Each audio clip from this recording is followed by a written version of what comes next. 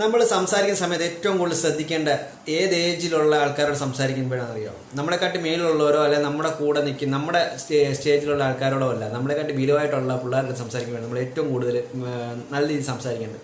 അവരെന്ന് പറഞ്ഞാൽ അവർക്ക് ചെയ്യാൻ പറ്റാത്ത ഒരുപാട് കാര്യങ്ങൾ നമ്മൾ ചെയ്യുന്നുണ്ട്. നമ്മൾ ഇച്ചിരി ഏജ് കൂടുതലായതുകൊണ്ട് അവർ ചെയ്യുന്നതുകൊണ്ട് നമ്മളെ കൂടുതൽ അവർ കുറച്ചുകൂടെ ഫോക്കസ് ചെയ്യും. കാരണം അവർക്ക് പറ്റാത്ത പല കാര്യങ്ങൾ ചെയ്യുന്നുണ്ട്. അവർക്ക് എപ്പോഴും നമ്മളോട് സംസാരിക്കാനും നമ്മുടെ കാര്യങ്ങൾ നമ്മൾ ചെയ്യുന്ന കാര്യങ്ങളൊക്കെ ചെയ്യാൻ ഭയങ്കര താല്പര്യമായിരിക്കും. അപ്പോൾ അത് ടെക്നിക്കലായിട്ടാണെങ്കിലും അല്ലാതെ ക്രിയേറ്റിവിറ്റി ആയിട്ടാണെങ്കിലും എന്ത് കാര്യങ്ങളാണെങ്കിലും അപ്പോൾ നമ്മൾ അത് കൗതുകം കൊണ്ടായിരിക്കും അവരൊക്കെ നോക്കുന്നത്. അപ്പോൾ നമ്മൾ അവരുടെ സംസാരിക്കുന്ന സമയത്ത് അവർ ഒരുപാട് നല്ല രീതിയിൽ അവർക്ക് മോട്ടിവേഷൻ കൊടുക്കുന്ന രീതിയിൽ സംസാരിച്ച് കഴിഞ്ഞാൽ അവർക്ക് ഭയങ്കര ഇഷ്ടമായിരിക്കും. അപ്പോൾ നമ്മൾ അവരെ പിണക്കരുത് ഒരു കാരണവശാലും. കാരണം അവരിലേക്ക് ഉണ്ടാവുന്ന ഒരു ചെറിയ ഒരു സുശീലം പോലും നമ്മുടെ വായിൽ നിന്ന് ഉണ്ടായിക്കഴിഞ്ഞാൽ അവരുടെ ജീവിതകാലം മൊത്തം അത് ഓർത്തിരിക്കാനുള്ള ഒരു ബ്ലാക്ക് മാർക്കായിട്ട് മാറും. കൊച്ചുനാളിൽ നമ്മൾ തന്നെ ഓർത്തായി നമുക്ക് ഉണ്ടായിരിക്കാം കുറേ ബ്ലാക്ക് മാർക്ക്. കൊച്ചുകളി പഠിക്കുന്ന സമയത്തൊക്കെ നമുക്ക് ടീച്ചർമാരിൽ നിന്ന് തന്നെ കിട്ടിയ ബ്ലാക്ക് മാർക്ക് കാണും. ചിലപ്പോൾ ഒരു ജീവിതകാലം മൊത്തം നമുക്ക് ഓർമ്മയിൽ ഇങ്ങനെ നിൽക്കുന്നത്.